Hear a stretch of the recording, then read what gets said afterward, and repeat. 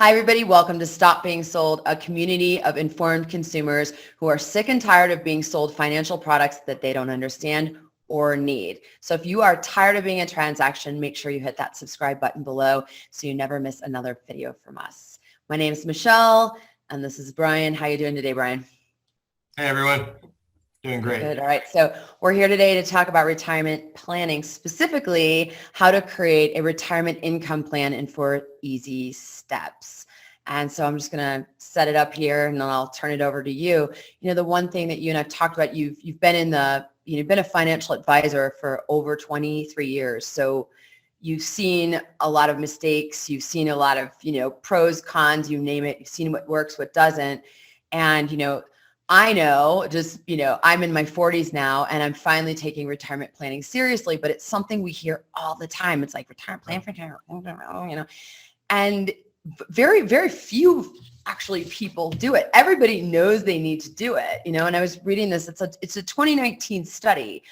So it's a little bit old. I'm going to look at my notes here so I don't butcher it, but GoBakingRates.com had a study that found out that 64% of employees, workers who surveyed had less than $10,000 saved for retirement. So this is a 2-year-old study, but still, you think things have changed? Probably not. And then also what's worse is that 40% of the people surveyed, of these workers, age 55 and older, reported that they had no retirement savings at all. Yep. So, it's really it's a huge problem. And, with Social Security, and I know that we've got a few videos on that. We're going to continue to update people as Social Security has, as we're updating, Social Security updates are coming out, but Social Security is unknown. It is totally unknown right now. Pensions are all but gone. And the last leg of the old 3-legged stool we heard about for retirement is personal savings. Right. And, it's falling on us, and it's just about personal responsibility at this point. So, all right, I want to start with a question before we dive into the 4 steps. What is it about retirement planning that people are just like, I know I need to do it, but I don't? Besides the fact that retirement can be years away, right? It's fear, life factor. Fear, procrastination. Procrastination's a big one.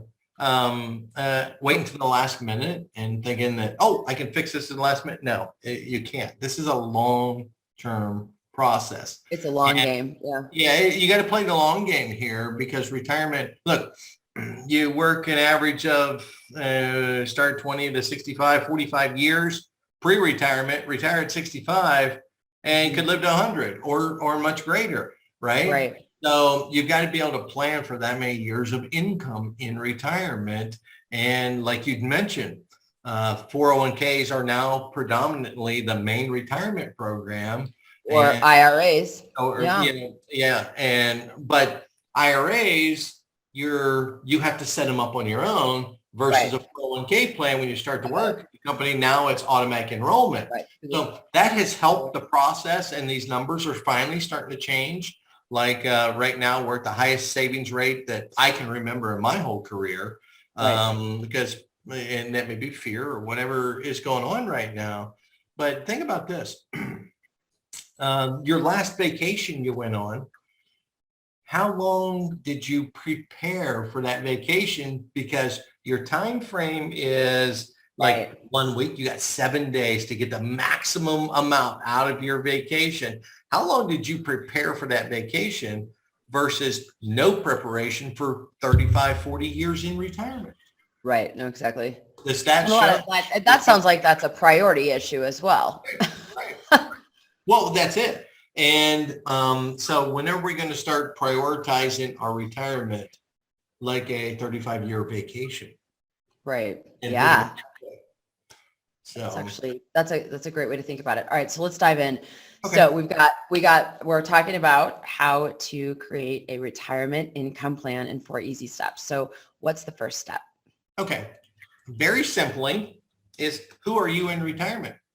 What are you going to do? Are you going to be traveling? Some people leave their workplace and say, you know what, I'm tired of that. I've made enough money. I'm good to go. I'm ready to retire and I want to do a part-time business. I want to start a side hustle. And that's common, very common today, because you don't want to go into retirement and just sit down in the chair and say, oh, I'm done. Can't do that for 35 years, right? You'll last like 3 weeks. Especially if you're married. That will not work. No, we have jobs for you to do. My wife already told me I'm never retiring. So anyway. and okay, think about this. Will you be a caregiver for someone else? Yeah. And that may come into play to the point where you're forced to do that. Right. And then also, how about just spending time with your family, taking up going back to school? I know there's a woman I know I met, and she's learning Italian so that she can read Dante's Inferno in Italian. That's her thing. She's actually in school for it. I'm like, all right. And it's taken her years. I mean, it's not something you can just take level 1 and go read. So, or the Divine Comedy, I should say, not the Inferno, all 3 books. But okay, so who are you in retirement? So this is really sitting down and deciding, like, what do you want it to look like? Right. And you may not, what if you may not have I'm going to be doing this on a Monday, but if you love golf, or if you love tennis, or if you love traveling with your friends, you're going to want to do these things. Going fishing. So what do you think? Going to the mountain.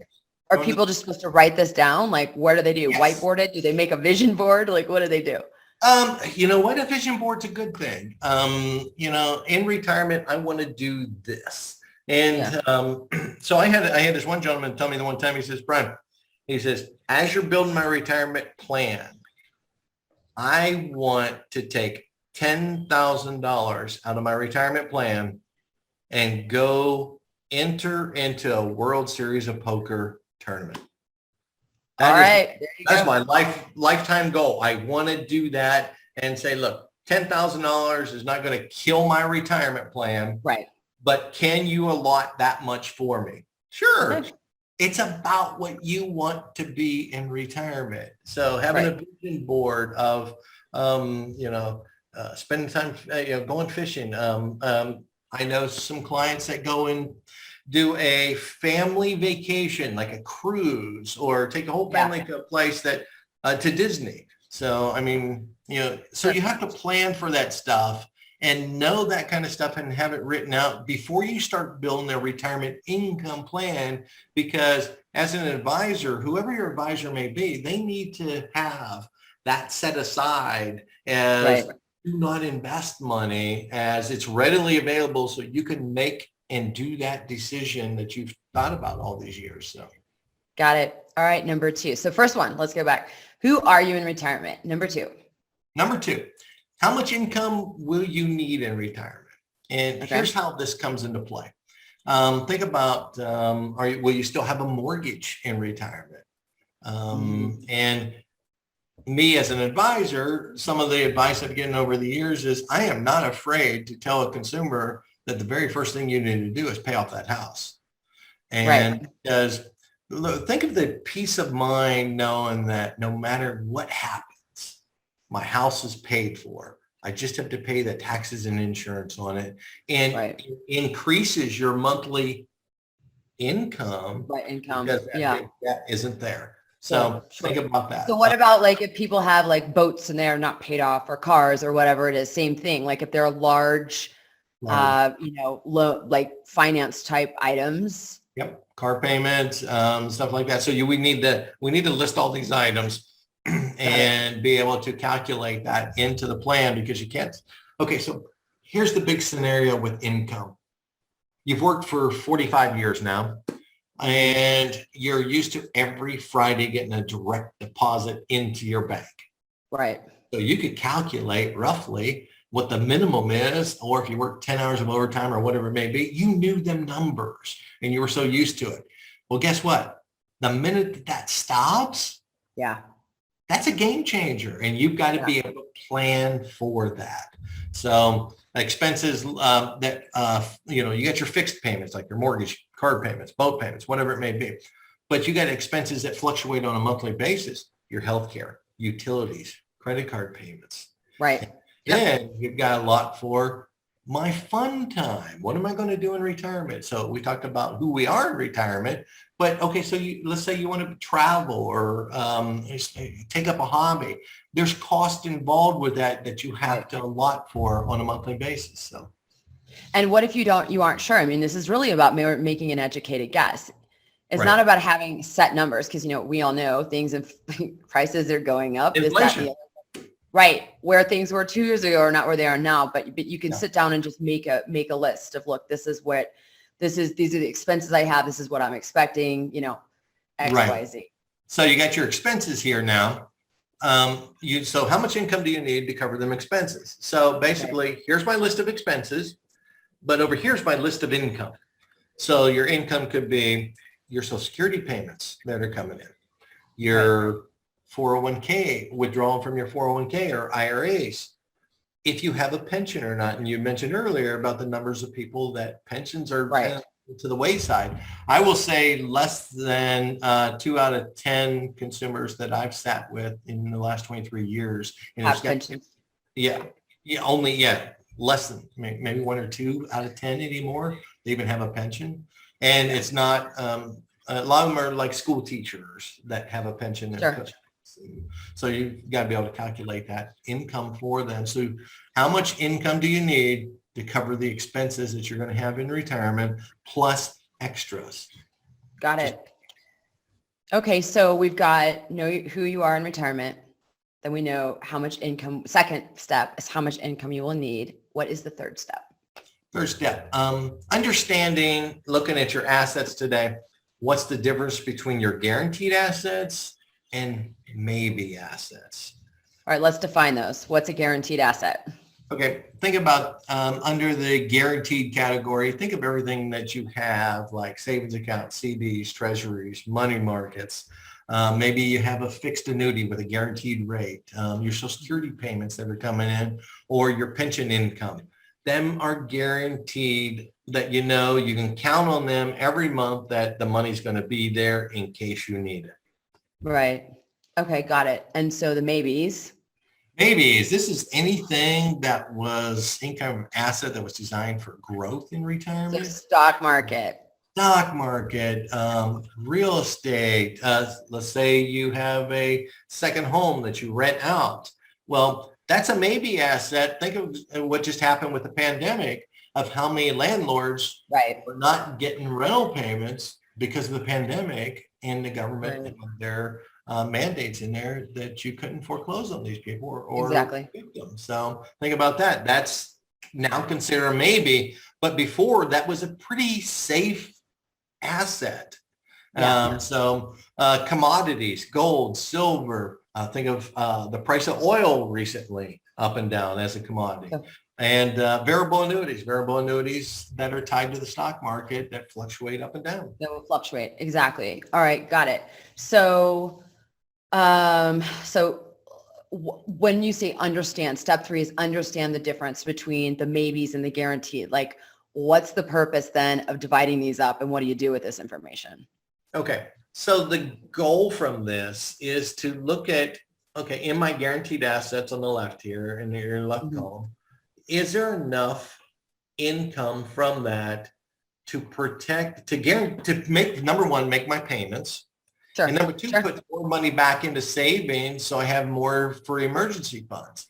And if there isn't enough there, now you go over to the maybe side and look and see how much of them may be assets that were designed for growth that you may have to start drawing off of and move to the guaranteed side of your portfolio. So got it. Okay. So what's step 4? Step 4 basically is designed to, my question to you is, Michelle, you're at retirement. What's your dosage of risk right now? Got it. You've got to understand this, because going back to the previous number 3, the difference between the guaranteed assets and the maybe assets, has your dosage of risk changed now that you're retired and you know that this is all you have for the rest of your life? Got it. Okay. So what else under, like, for risk? Some people, you know how it's one of those things where I'm like, I'm pretty risky, But when I start looking at it, am I really that risky? Are there any questions people can ask or anything that, that can help you really fully understand? Sometimes other people see us better than we see ourselves. Well, and real simply, here's one question I can ask, and always use the 2007, 2008 financial crisis. During that time frame, how did you feel when your portfolio dropped 45%? Right. And what did you do? And what did you do? Did you panic? sell Did you hold? at the bottom? And then all of a sudden it's right back up. And the exact same scenario just happened more recently, March 23rd of last year of 2020. Right. The pandemic was the day that we shut down here in Texas on March 13th. The stock market hit its low on March 23rd, down 40%. In a couple of weeks, right? And then it was how many people sold during that time frame because of fear, and then all of a sudden we had the V-shaped recovery that took us to literally all-time highs, and still today up to new all-time highs. So you've got to be able to transition, understand that fear. Don't let fear and emotions drive your decisions. Yeah, and that's easier said than done. I mean, that's it is. Thing, especially when it's tied to money, that's a whole nother conversation there. But conversation, and kind of like when you go to the doctor has that chart on the wall, and the chart says, "Can you 0 to 10 tell me your level of pain right now?" Right. Yeah. So let me ask you, what level of pain did you endure the last time the stock market fell 5%, 10%, 20%? And, that will give you a good idea. There's a reason why a doctor does that. They're just trying to diagnose the issue. Sure. So exactly. Well, and it also provides, criteria for you to look at. Right. And as a doctor, you want to provide the best prescription and diagnose this correctly. So as an advisor, advisors should be able to do this for you also. They need to diagnose the situation. And that is why working with an advisor that asks the right questions and understanding them. But if you already knew these answers and already had everything written down, wouldn't that make the meeting go more smoothly and feel more confident that you had the best retirement plan in place that focused on you and not the broker? Yeah, absolutely. Absolutely. So on that note, we do have if you look at the link below the video, we have a free guide for you where you can get these steps. It's actually a workbook plus guide, and it's how to create a retirement income plan in 4 easy steps that meets your needs, not your broker. So go check that out. And Brian, I'm just going to recap real quick. So 2 things. Number 1, there are no wrong or right answers to this. This is your life in your retirement. So, if you're at the, I don't want to take any risk thing, who cares? That's great. Now right? And it'll help you plan and also stay on track. So I just want to say that real quick. I've learned that in my own, I was comparing myself. Well, I'm like, wait a minute, this is me. This is Michelle in, however many years. Half these people I'm comparing myself to won't even be around me, So that's the first thing. And then I just want to go over these really quickly one more time. So step 1 is, who are you in retirement? Right. Step 2 is, how much income will you need? Step 3 is understanding the difference between your maybe and your guaranteed assets. That's a huge one. Huge. And then number 4 is getting really clear and getting honest with yourself. What is your risk level? How much are you willing to take? Right. Not my risk level or you're the advisor's risk level. You personally, you and your family, what is your risk level now as you move into retirement? Right now. Right. And it will change. Things change. Everybody changes. We're learning that. I'm learning that last year. I'm like, okay, roll with the punches, Michelle. All right. Well, thank you everybody for watching. And if you like this, we'd love the thumbs up sign down below, and also subscribe so you don't miss another video from us. And again, if you want that guide and workbook, go ahead and get it below in this video. And once again, thank you everybody for your support. Thank you for watching. And thanks, Brian, for schooling us today. You're welcome. Have a great day, everyone.